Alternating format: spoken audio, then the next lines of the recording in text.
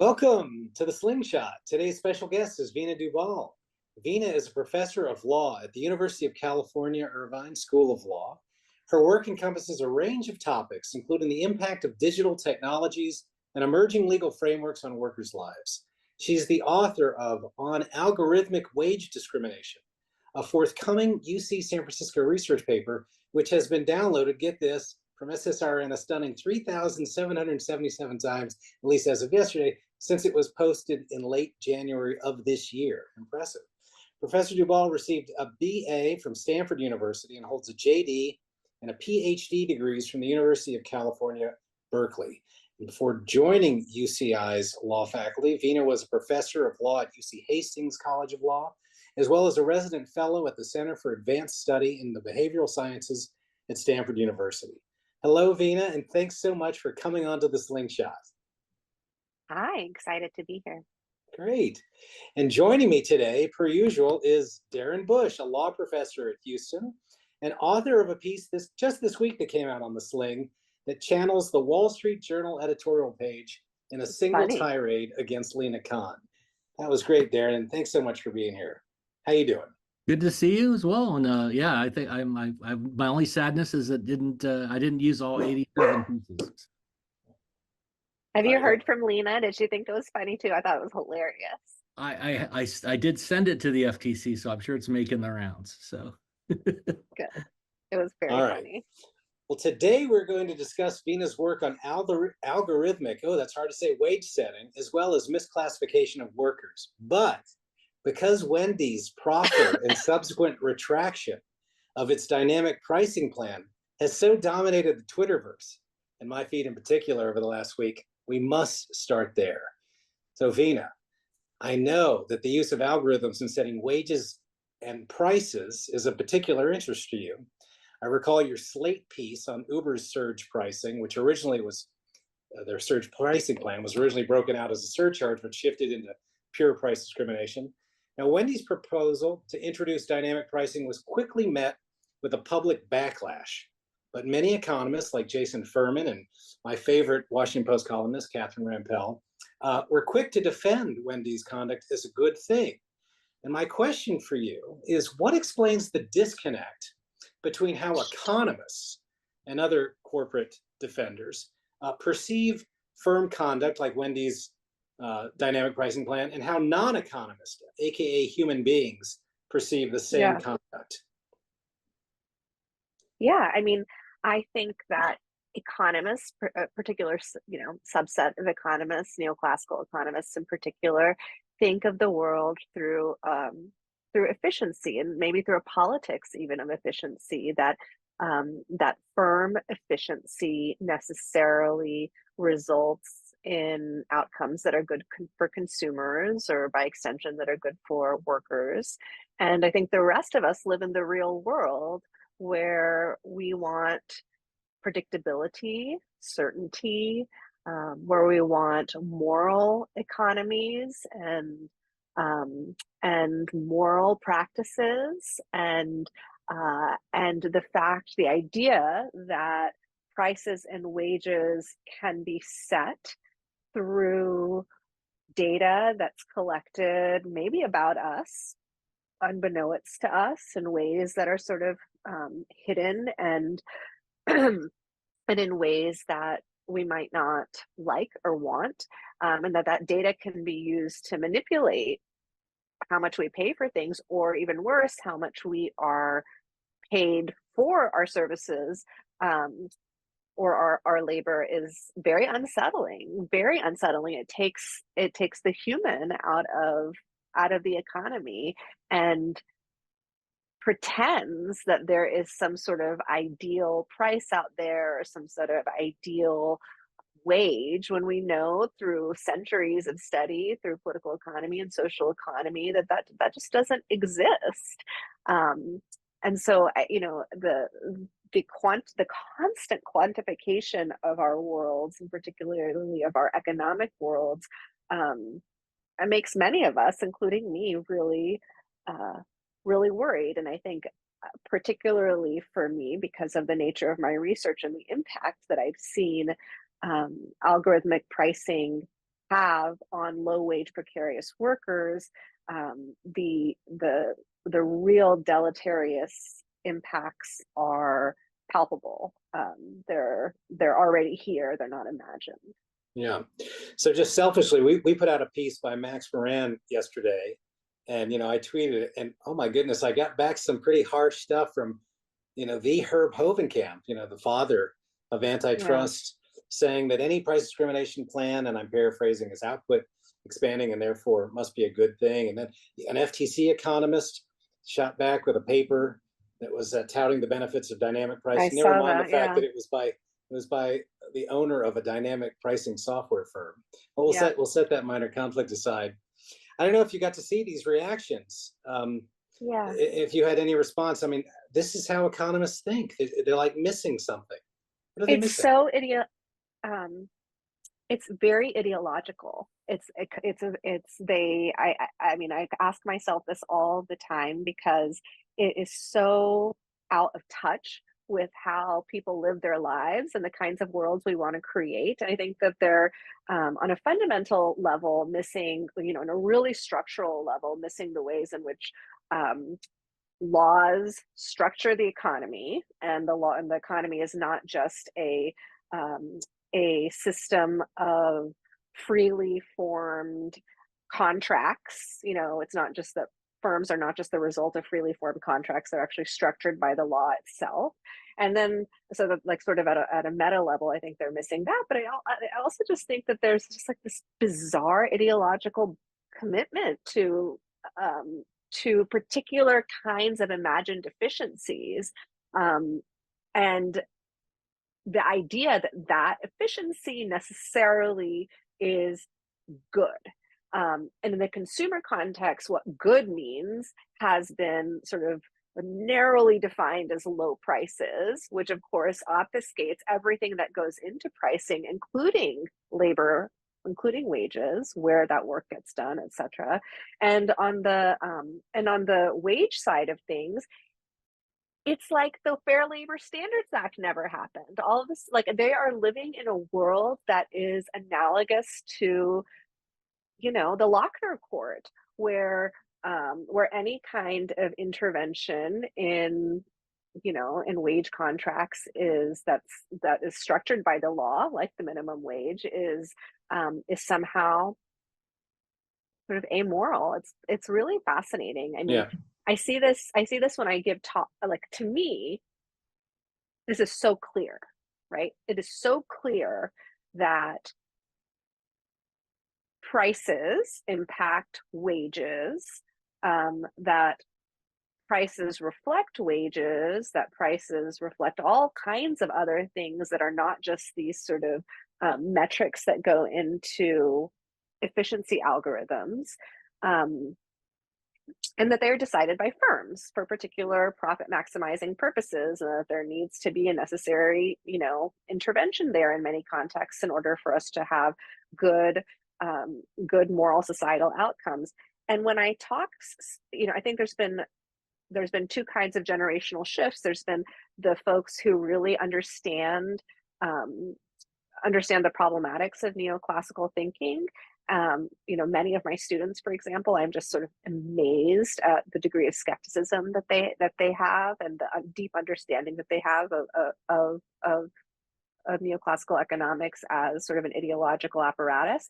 And then you have other people who ask me really interesting questions, and a younger generation of people who really seem to have drunk the Lochner Kool-Aid, are sort of back in a world of efficiency, allowing contracts to exist as they do out in the wild, should result in good outcomes for society, when we've seen over and over and over and over again that that's just simply not the case. And adding algorithmic models, adding statistical models to, adding big data to this equation doesn't change that. There's something missing in the economists' like moral compass about why it could be wrong about two families walking to a Wendy's the same time of day, and one happens to walk in at the same time with the soccer team, and the other one walks in by themselves, and the one with the soccer team pays higher prices. That offends the sensibilities and it's just completely, it's off our radar. So like we Yeah. just can't, we don't know what to do with that. I'm just Well, wondering, one of this is the the last question. oh, Oh, go ahead, go ahead. yeah. No, I was going Uh, to say one of the things that I write about in, just to like put this in perspective, um, in the algorithmic wage discrimination article, is that even when you look at these early cases that try to set minimum wage standards, even the cases that threw out the minimum wage standards, it's unnecessarily interfering in the freedom to contract. There are citations to cases that show that courts, the Supreme Court, in fact, upheld wage setting laws because there was this sense that when you go into something, when you, for example, agree to mine coal, you should have some sense of how much money you're going to make after that coal is mined. After you do the labor, there was a sense that predictability of wage outcome, transparency in wage setting, that these things are, labor price setting, that these things were very, very important to a moral economy. And the fact that that isn't clear anymore is striking to me. First, at least not clear to some people, but I think it's also sort of a unmerited belief, ideological commitment to technology, that somehow if you put it in a machine and you have an output, then that output is one that necessarily is the right one, as opposed to all of these things being the result of decisions that we as humans make to shape the kind of world that we want to live in.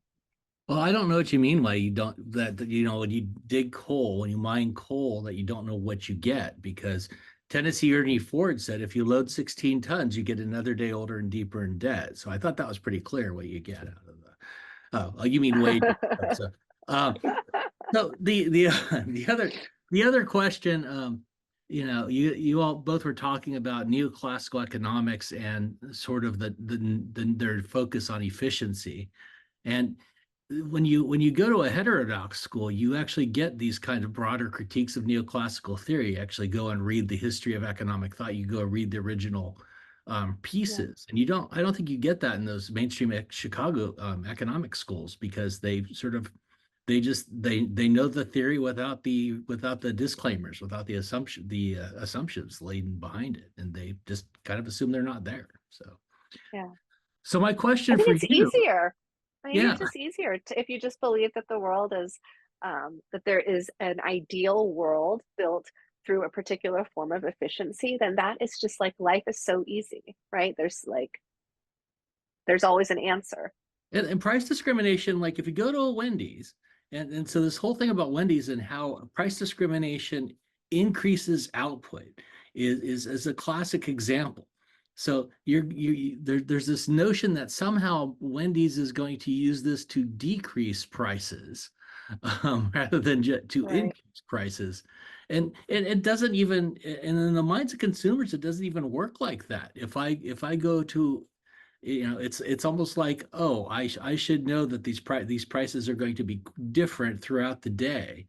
What you last paid for is very likely to be what you think that price is, That's right. when you go in the back of your mind, even subconsciously, right? And it's also how families structure their lives, right? Like, you and I might not rely on McDonald's or Wendy's for our family's meals, but the reality of the expenses of food relative to wages in this country means that many people rely on places like Wendy and McDonald's to feed their families. And they make decisions about ordering based on how much they paid last time. And when that shifts dramatically from moment to moment and day to day, that degree of predictability actually overall probably makes people's lives more precarious, right? Like that um, even in some net fashion, we say that this like drops wages, but that doesn't help this particular family or any particular family who might be planning their family's meals around the prices as they understand them. It's really like the logic of people who don't have to worry about low wages and high food prices and variable food prices. I think that we see people accepting what this might the impacts of this on us, particularly on lower wage people. And I think So, that's why there's such an outcry here with Wendy's relative to price discrimination, for example, in like airlines or in like buying NBA tickets or whatever, because it's affecting a particular group of people who really rely on price predictability. yeah, yeah, I think this makes for an argument that economists ought to be poor, and so they'll understand the world better. So let's talk about the labor Or side at of. least forced to do some qualitative work. So sticking with fast food for a second, you mentioned in a tweet McDonald's corporate using AI surveillance of workers to not just set their wages, but um, also to pit franchises against one another in real time in order to increase profits. Can you tell us a bit Yeah. more about this? Yeah, it's so interesting. So the original observation that I put out there was that McDonald's was using what I've called algorithmic wage discrimination, which is they're basically using surveillance of workers on the job, digitalized surveillance of workers on the job to analyze how workers are doing their jobs in ways that are invisible to the workers. So like your sense of how good you're doing your job and my sense of how good I'm doing my job might not actually parallel or reflect the way the AI is, or the digital surveillance is making sense of how we're doing our jobs, and we don't understand the rules or what goes into those rules. But in any case, that analysis, that digitalized and visible analysis, is apparently contributing to how workers are being paid. So we have minimum wage laws that ensure that, at least in employment settings, wages, or in some employment settings, that wages don't fall below a certain floor, but anything above that is sort of legal, and there's not a lot of good case law, and certainly not good statutory law that says that you can't have this degree of variability. And we're comfortable in other settings with that kind of variability, right? Like you see bonuses, or like a boss might say, like, you've had particularly good sales this year, Darren, we're going to give you $1,000 extra as a bonus. And we're comfortable with that because we see the relationship between the bonus and the work behavior. But again, in the digitalized context, when this is done through automated systems, there's no way to contest it. There's no way to understand it. It just becomes sort of visible. And, our sense that because it comes out of a machine, it's representative of what is right or the truth. And so we know that McDonald's was doing this. And so in response to my just tweeting of that news, someone said, I just saw at a McDonald's a automated analysis, real-time analysis of how workers were doing between stores, so that those Wow. workers were competing between the two different stores. And so unlike a Starbucks, which is all owned by one sort of corporate entity, McDonald's, as you know, and maybe your readers or listeners know, are owned separately by franchises. So there's like the corporate entity, and then there's the franchise entities. And so these separate McDonald's franchise entities that have already paid a great deal to the corporate entity and who continue to make profit for the main corporate entity are then pitted against each other. So you don't just have workers who are being analyzed in relationship to ostensibly in one another, and that impacting their wages, but you have those workers being motivated to behave in ways that pit the franchise small businesses against each other. And like, I can talk about this in colorblind terms, but it's important to understand that ton of McDonald's small business owners are people of color, that the whole franchise system, whatever you might think of it, is built on the labor and resources of immigrants, by and large, and people trying to become part of the petite bourgeoisie. And then the workers at McDonald's and fast food are also people of color. So it's like this very racialized, like there is a racialized element of what is happening here in terms of shifting how people experience predictability and work, in terms of how their work process processes are being gamified, or as I've said, gamblified in some contexts, and the ways in which this is disproportionately having a negative impact on communities that are already economically vulnerable for various historical reasons. Okay.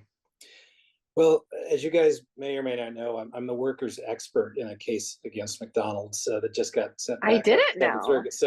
So I'm going to shift gears away from McDonald's, if that's okay. Just as I'm getting a kind of, and we're going to stick with workers, though. I want to talk about your paper on algorithmic wage discrimination, and I thought this was fascinating. You were studying ride-hailing workers and how they responded to the practice. And you found that they described their variable payment structures as a form of gambling and trickery, and that these experiences in turn produced, quote, unsettling moral expectations about work and remuneration. And I was wondering if you could elaborate on how this reaction, a little more, how it constitutes a type of harm, type of worker harm that policymakers ought to care about. Again, I want to channel my inner neoliberal economist and say, if we can't detect the harm in the form of a wage suppression, then it's not a real harm. Why is this the type of harm that people should care about? Yeah, well, I do think that there is wage suppression happening here, but in the absence of wage suppression, there is still, the variability still produces harm, and I'll explain why. I think that in the US, across the political spectrum, there is a sense that if you work hard, you should be able to make ends meet. And embedded in that idea of making ends meet is the sense that you have some certainty and predictability, because your rent, is likely going to be steady. Your food prices are going to be relatively steady, although they could go up or down. Your expenses, what it costs to live, is going to be a certain amount, and you should be able to predict, based on the number of hours you can work, that you can or cannot afford the life that you are seeking to live. In the context of algorithmic wage discrimination with Uber drivers, in my research, what I found is that the variability makes that very difficult. It makes it very difficult to say, I'm going to work for 60 hours a week this week to make my ends meet. In large part not because demand fluctuates so dramatically, but actually because relative to the stability of demand, wages actually fluctuate quite a bit. So there are instances in which I found workers say, I was relying on a bonus. So this is a wage manipulator that the companies use to incentivize certain behaviors. So I was relying on a bonus that said that if I did, 65 jobs, I would get an extra $200, something like this. And normally when you're working on a Friday night in a very busy area, you have the knowledge and skill to understand that if you are on a particular street where there are lots of clubs and lots of people trying to go home at midnight, you're going to get a ride. And so you might plan your life around this. Say you're going to work, 10 hours today, you're going to go home on your last ride at 12. And in many instances, workers are forced to work longer. And in my research, workers say sometimes when they're like about to get their bonus to hit that 65 number or whatever the ride number is, they are kept in the loop. They're kept working, not given another job for another 2 hours.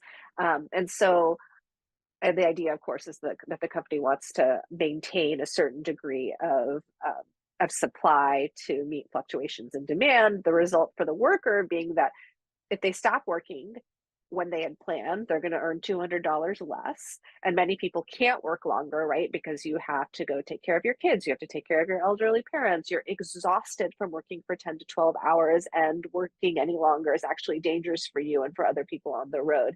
And so the degree of the lack of predictability above and beyond issues of low wages and wage suppression is actually incredibly harmful. And as workers described, it made working feel like a casino, because you never knew on any given day how much money you were actually going to make.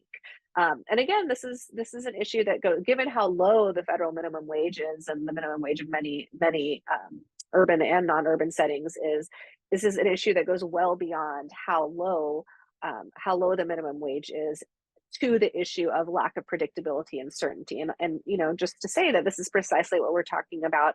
It's the other side of the coin with regard to prices. It's the same people who are who need to be able to predict how much their hamburger is at Wendy's, that also need some degree of wage predictability when they're driving for Uber.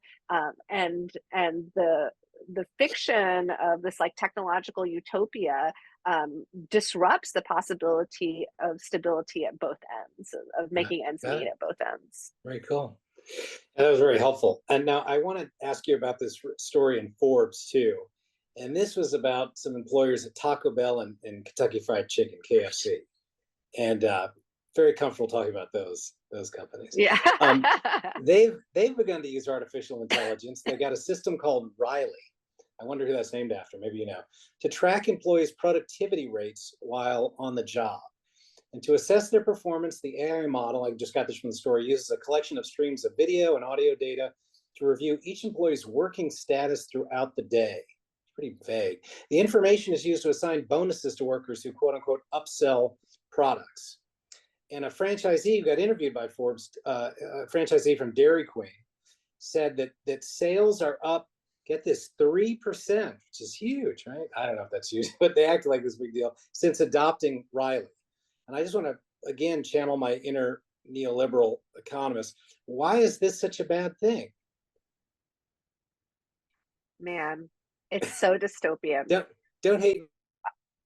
Yeah, it's so dystopian. Let me give you like, here's an easy way to think about it through a different anecdote. So what's happening at these places, Taco Bell, McDonald's, Wendy's, you know, all these fast food stores, is also happening across the service economy. It's happening in hospitals, with how nurses are managed through software that they are asked to download on their apps, download on their phone, that directs their labor and analyzes their labor, ending up giving them certain kinds of bonuses. And it's always about efficiency in the hospital setting as well. So you're not getting the nurse who's really good at getting a small vein. You're just getting the nurse that happens to be close. And if another nurse goes, then they might be evaluated in a way that actually lowers their on-the-job work rating or analysis, therefore resulting in lower wages. So really disrupting sort of the social politics of the workplace in a context that matters to all of us and our health. But an analogy, or not even an analogy, but I guess an example in which this becomes, the problematics of this from a fairness perspective become very clear, is in the context of chicken plucking.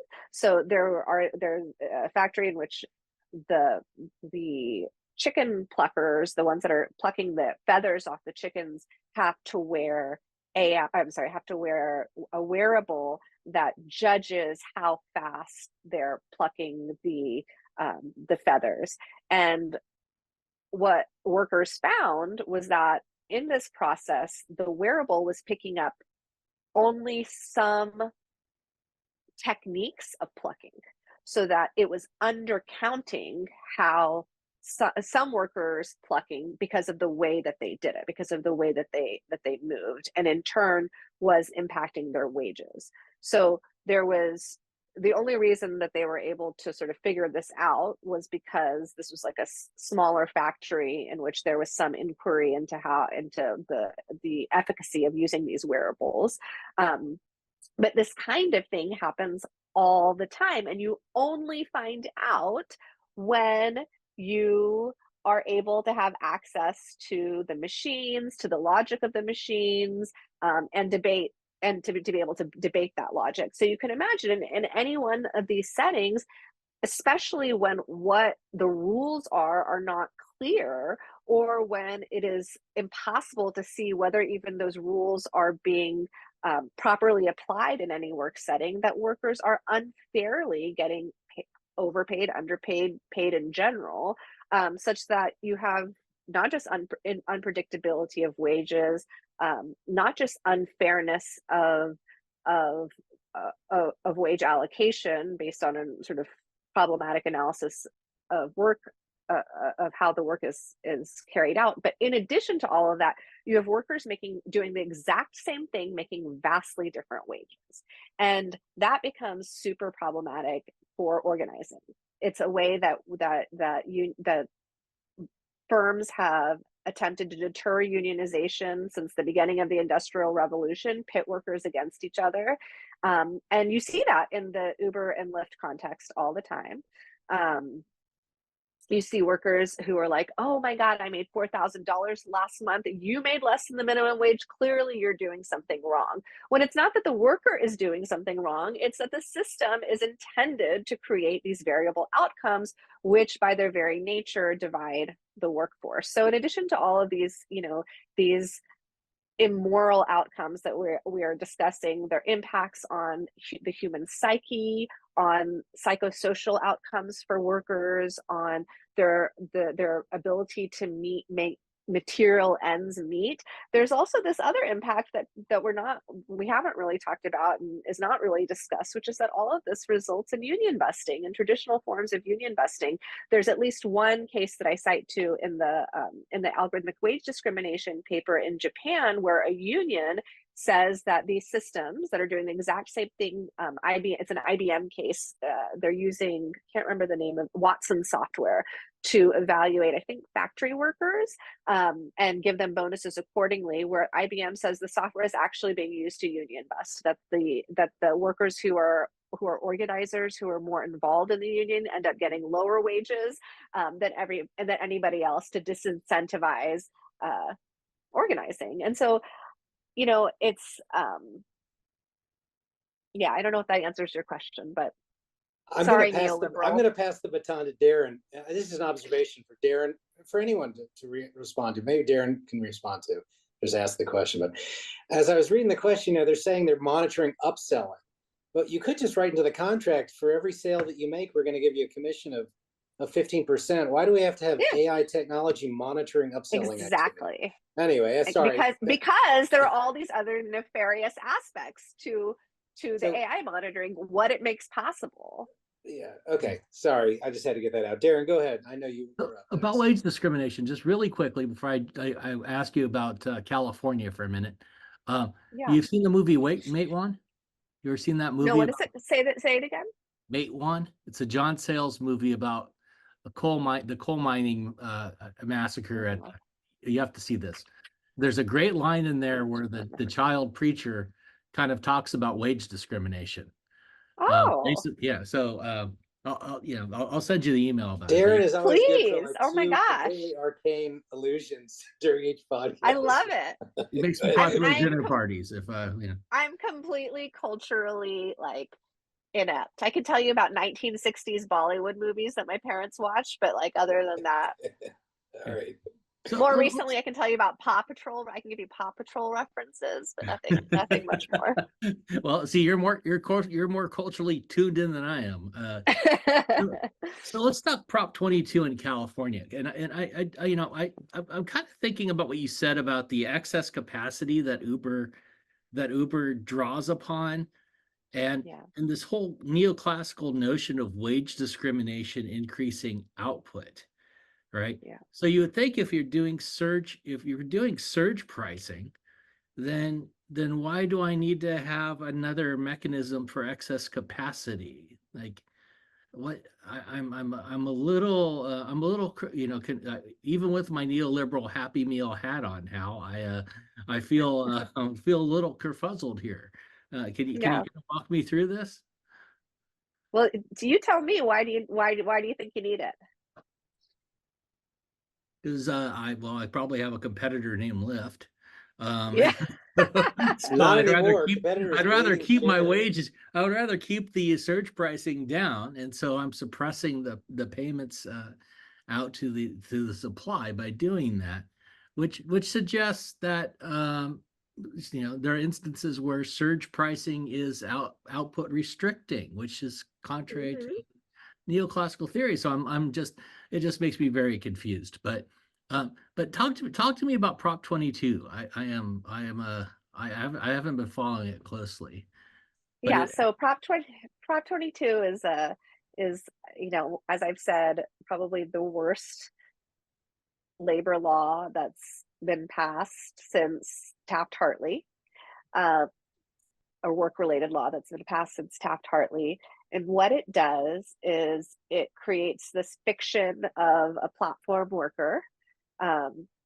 And platforms are machines, they're not particular types of firms, but it creates this fiction that there's this novel type of firm that mediates transportation or delivery work between workers and consumers.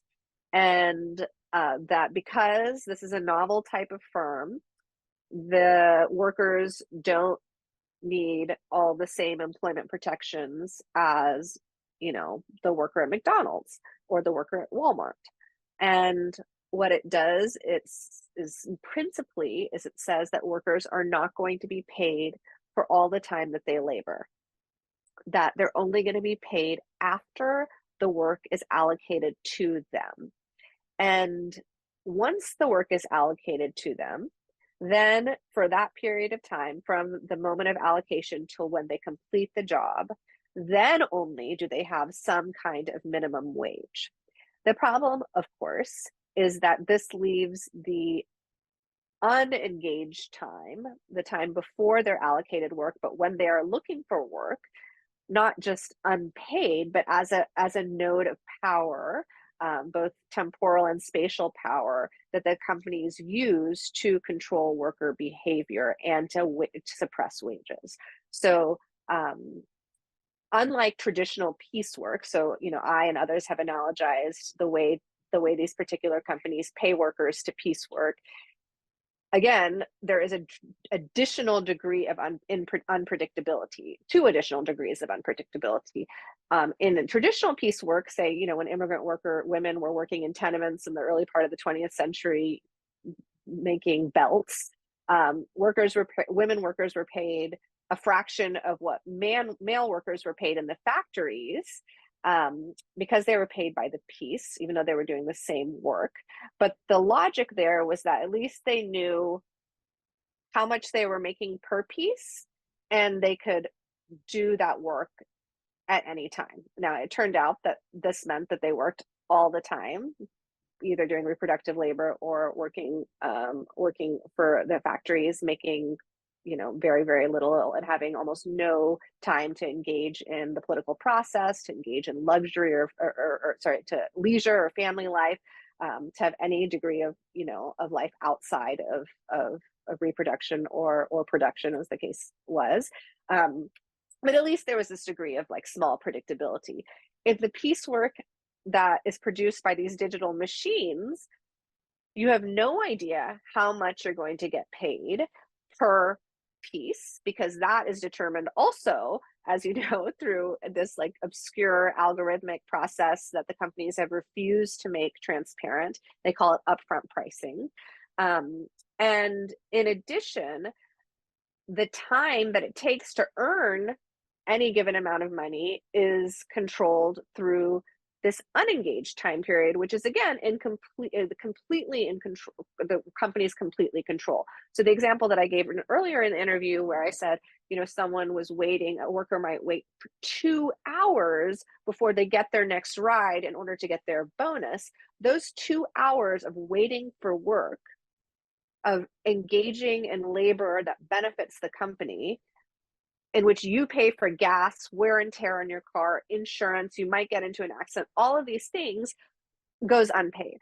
And so, it's much worse, I would say, than the piecework of the early 20th century, and much more unpredictable, much more precarious. And this is now the state of the law in California. So essentially, Prop 22 rubber stamped the company's business models, and whatever benefits that they say the workers get, like a health insurance stipend, for example, that benefit is tied to working time, which they consider to not include the waiting time, which means that. Can I jump in and ask you this? So I'm thinking you just kind of spurred something in my brain. So this is your fault for causing me to think. Very dangerous. Yeah, it's very dangerous. So the old case that that we usually teach with Chevron is Skidmore, which had to do with firefighters' downtime and whether they got paid for that. Yeah. So could I use that law? could I create like Uber Fire and not pay firefighters for their downtime? Yep. So the law under the Ninth Circuit and the law under the Fair Labor Standards Act says that you don't have to pay for downtime if that time is used primarily for the benefit of the worker. So this hasn't actually been litigated in the on-demand economy. Sorry, I have a terrible cold. It hasn't been litigated in the on-demand economy yet. There's been some language in a case called Tan v. Grubhub where the court said that the plaintiffs didn't present factual information as to how workers were using that downtime, that time in between rides or in between deliveries. So it's an empirical question. Is that time mostly used for the worker, or is it mostly used for the firm? And what workers have argued across the world, because the inquiry is actually the same in other jurisdictions, the same under European law as it is in, this fiction of on-call time exists across the logic of capital transnationally. What workers have argued is that, of course, it's being used for the benefit of the employer, not only because that time is manipulated by the companies to keep wages low or to keep workers sort of in the mix, but also because during that time period, data is constantly being extracted from the workers, and that data, location data, traffic data, behavioral data, all of that is ultimately to the benefit, to the profit of the firm. In urban settings in particular, it's not like you can stop and study for the MCAT while you're waiting for your next ride. You're constantly looking for work. There's some rural settings where firms have said, oh, well, workers are just like sitting at home until they get the next delivery order or whatever. And even if that is the case, even if they're like sitting in their house and not in their home, again, data is being collected on those workers. And so in a world in which workers' behaviors are constantly producing value for a firm, in which they're even sitting still, they are being extracted from, which is the digital world in which we live, then the answer is very simple. This is all working time. All right, Veena, we want to know your policy solution to this problem of Sure. algorithmic wage setting. Do we ban it? Yeah, equal pay for equal work. I mean, if you look at, this is what I have argued for a long time, that people should get paid. And this is an existing sort of moral and cultural accepted reality that's rapidly shifting under these systems, but has been true for, at least since the beginning of the women's rights movement in the US and the UK. We have this deep committed sense that if Darren and I are both law professors, if we work at similarly rated institutions, if we produce similar work, published in similar journals, have similar, teaching reputations, then we should earn the same, and we shouldn't have dramatically different salaries. Are there any bills floating around? I doubt in Congress because it's so dysfunctional, but maybe in a state house or legislature there is a lot of interest. I think that as people, the Wendy's thing was really great because I think it really got people to think about this in a way that they hadn't thought about it before. I've been contacted a lot by people. That was on the price side. That was on the price side though, but you don't know. It was on the price side, but once I tweeted like this is next is the wage side, and then that story that you're articulating, the Forbes story about Taco Bell, and came out, and so that got a lot of interest. And so there has been there are a lot of legislators that are both in the U.S. Congress and at the state level that are interested in doing something. It's just a matter of having someone take the reins and actually do it.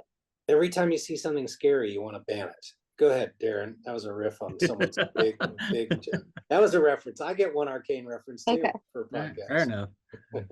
So let's talk about worker misclassification. So Commissioner Bedoya gave a speech on February 2nd in which he said if all of this is shocking to you, what is more shocking is the modern breadth of misclassification, because misclassification isn't limited to tree planting or agriculture. It's in construction, it's in trucking, it's in home healthcare, Right.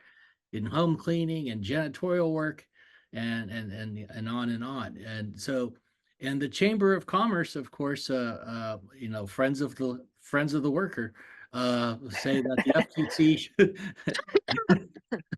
sorry, the FTC shouldn't be the one that's involved in this. It should be the National Labor Relations Board and anybody but, anybody but the FCC. So what's your take on misclassification? Yeah, it's very anti-competitive. Bedoya is absolutely right, and certainly I believe that the FTC should be acting on it. Misclassification. Let's talk about ride hail work. As Hal said earlier, there are only two firms, or maybe it was you, Darren. There are two firms, Lyft and Uber. The reason that there are only two firms, there have been other attempts, cooperative attempts, attempts by firms that classify their workers as employees. There's a firm called Alto that recently shuttered operations in any number of cities that, in my own research, I found workers really liked, that they liked the predictability of the wages. They said there was a lot of freedom. It was all done through a platform, and yet they were still able to be considered employees. Because of how Uber and Lyft operate through a misclassification model, it's impossible for anyone else to compete. It's impossible to get a better model. It's impossible for people who want to have small businesses. Taxi companies, as we've seen, small business taxi companies have, without the breadth of venture capital that these companies have, which are allowing them to function in the way that they do function, even given the misclassification. They just don't have it. And so what you have is a profoundly anti-competitive market in which people who abide by basic rules treat their workers with respect. Like, I feel like there was at some point in the 80s, Republicans were about small business, and that seems to have have largely disappeared. All these small businesses, it's just like they can't function. How can you compete? How can a company that pays their workers minimum wage, complies with overtime laws, compete with a company that's literally paying their workers 1/3 of the minimum wage? Just impossible. And so what you have instead is a race to the bottom. And in sectors where it's very hard to get state enforcement agencies to act, where there's little political will, it becomes even harder. So, we've seen aggressive misclassification enforcement in some industries, in construction, for example. And in construction, you also have the countervailing union work. We've seen aggressive enforcement in agricultural, not enough, but some. And I think that we haven't seen almost any, very limited wage enforcement in the quote unquote on-demand services because of the political power of these companies. And so San Francisco recently sued. Last year, they brought suit against a company, I think, called Quickly. It was a hospitality staffing agency that used an on-demand model very similar to Uber. Disseminated work, set prices, everything via algorithm. And they got the first form of injunctive relief against a company that mandated that they reclassify their workers as employees instead of making them look more like small business people, which is what had happened in the past. And it's like sort of a very exciting enforcement action. But again, it's a company that probably doesn't have a lot of political power, and so slightly easier to go up against than these larger market concentrating anti-competitive firms. So we're nearing the hour mark, but I wanted to get in one question on misclassification, and we'll let you go. I promise. I know you got a busy schedule, but there's this great op-ed in the New York Times by Adele Wallman about how retailers are mistreating workers outside of low wages, all owing to conversion of workers to part-time status. You probably saw it. Walmart, I thought this was a great stat, has been able to convert more than 40% of its workers to part-time since that became a company mission. And she explains how part-time work shifts risk to workers. I think I knew that before, no income during slow times. But it also gives employers more control over their employees. And this control mechanism was something that was not obvious. And I just want to kind of drill down on that. She said, for example, a disobedient worker or one who seeks to unionize can be penalized with fewer hours and thus less pay. You can't do that to a full-time employee, but you can do it because you have another lever of power, right? Which is effectively starve them out. Absolutely. So this was eye-opening to me. And I just want to know if you can tell us a little more on how the use of part-time status harms worker in places like this, maybe at Walmart or at Amazon. That's absolutely right. And we've seen it for, the last 25 years, that, not only does it create the sort of unpredictability of scheduling, force workers to work 2 to 3 jobs, including one of them, driving for Uber, delivering for DoorDash. But it also creates a additional node of power in which workers are retaliated against all the time, not just for engaging and organizing, but for anything, for exercising any degree of power in the workplace. So when you're constantly fearful that you're not going to get enough hours, and this phenomenon is called just-in-time scheduling, also sometimes done algorithmically. When you have a situation where you're constantly fearful that you're not going to get enough hours, then you're not going to push back against the boss. You're not going to exert any power in the workplace. You're going to put up with sexual harassment. You're going to put up with workplace abuse and violence. You're going to subordinate yourself in every way possible so that you can make ends meet for yourself and for your family. And so, we see this across the low wage economy.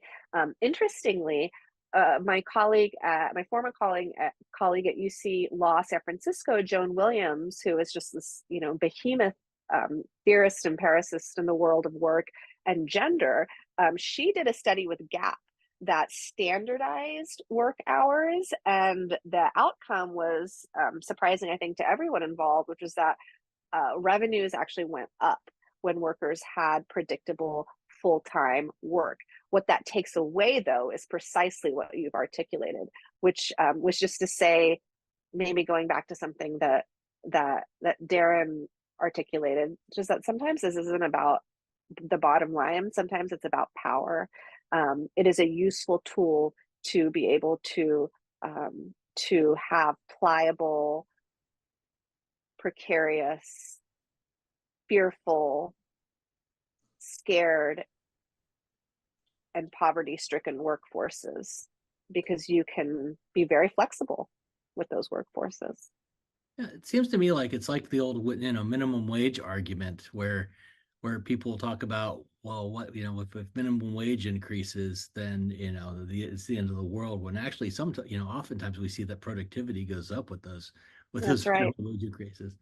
Turns out happy people are willing to, and it's not like, it's like, my little kids, if I ask them to do their chore and they are irritated or angry at me because I refuse to give them dessert, then it's going to take forever. They're not going to do it. It's just like so logical.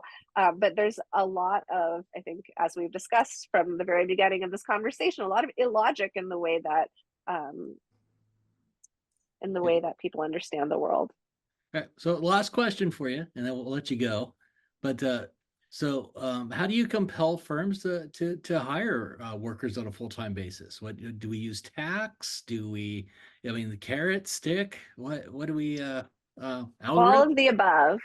All of the above. But I think there are some good scheduling laws that have been written that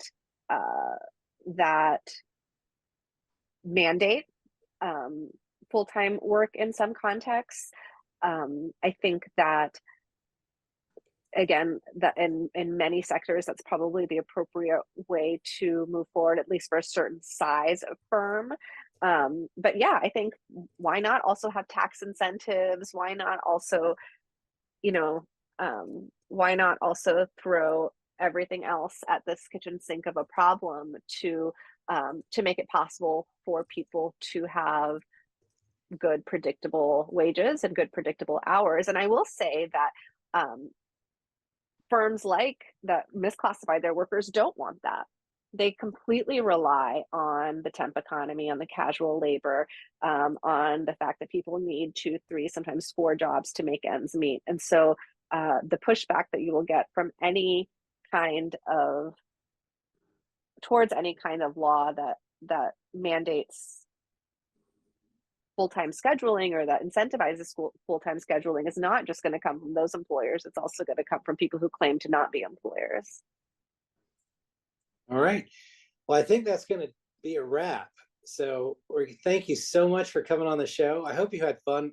I had fun. It was super fun. It was so nice to see you both. Yeah, it was great. Oh, good to And see you. come back again sometime. The next time you have a killer article that lights the web on I'm fire. working on it. All right. Okay. So we'll see you in a couple of weeks, right? That's pretty much how Take care. Be well. Okay, Bye-bye. bye-bye. Thank you.